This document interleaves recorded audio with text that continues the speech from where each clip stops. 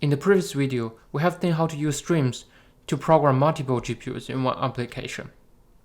And in this video, we're going to see another method to use threads to control multiple GPUs. Following the same style of the previous video, we want to find some existing tools that can support parallel execution. Other than stream, we find the CPU threads are also executed in parallel, so we can use multiple CPU threads to control multiple GPUs.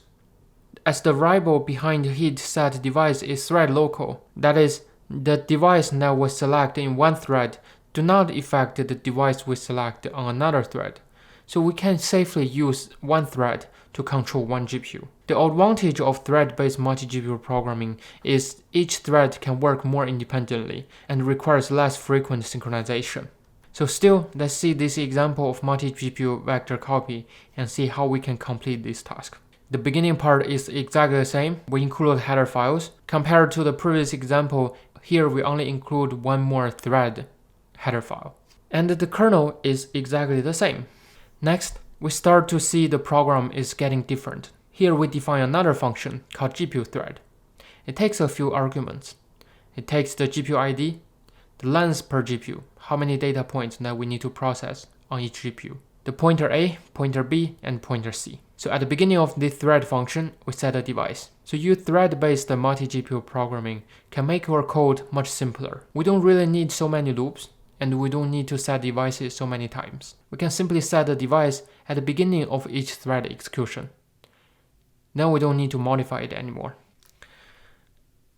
As you can see, this part of code is basically a copy-paste from the previous example. We allocate buffer, but we don't really need to consider a vector of buffers, because in this thread, we only consider DA, DB, DC that is related to this particular GPU. Then we perform memory copy.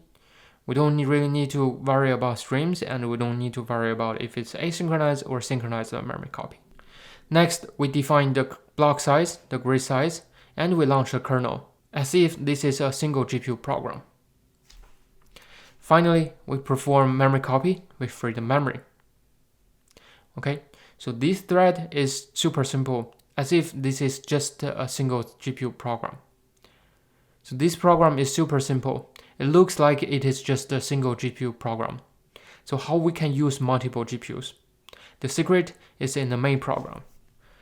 So as you can see in the main program, we're doing the heavy lifting. It's basically the same code at the beginning. We define some variables and we define the length per GPU. We randomly initialize the vectors. It's the same code as the previous example. Now here is the different part. We need to launch one thread for each GPU. So rather than creating memory, creating stream, launch kernel, and synchronize kernels in each loop, we simply launch one loop. And in each iteration, we start one thread. And you can see this std thread is the way that we have introduced before, that how we can use C++ to start a thread and pass argument to this thread. And the arguments that we pass to this thread including the GPU ID, the length per GPU, and also this A, B, C buffer with an offset. The offset here is denoted as I multiplied by length per GPU, so that each GPU will have a part of the data to process. Finally, similar to the previous example before, we need to have two different loops. In one loop that starts the thread, and the other loop that synchronizes the threads. So here in this loop, we join the threads, we wait for the threads to complete. As the CPUs and the GPUs are synchronized within the thread function, once these threads terminate, we know that the GPU program also terminates. As you can see in this example, the code is actually much simpler than the previous example. We don't need to have so many loops, and we don't really need to create streams. And we also have this benefit that even memory copy are parallelized. So this memory copy from and to each GPU will execute at the same time. Consider the previous example. If we want to support a parallel memory copy, we probably need to add some extra for loops. But here, this process is super simple. So thread-based multi-GPU programming is more suitable for the cases where synchronization is not that frequently required. For example, in machine learning training, you probably want to do a forward propagation path and backward propagation path without really doing any synchronization. You only want to do the synchronization after the whole execution is completed. In this case, probably thread-based design is a simpler design and it can simplify the code. As a summary, for thread-based multi-GPU programming, we can see that we implement the thread as a function as if it's a single GPU program. Then we start the threads from the main program. Finally, we join the threads to wait for the GPUs to complete the execution.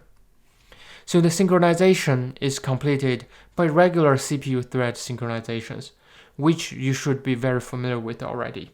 So as we can see in this example, the complexity of thread-based multi-GPU programming is rooted in the part where we start many threads. So is there a way that we can automatically start a lot of threads without writing the program to start the threads?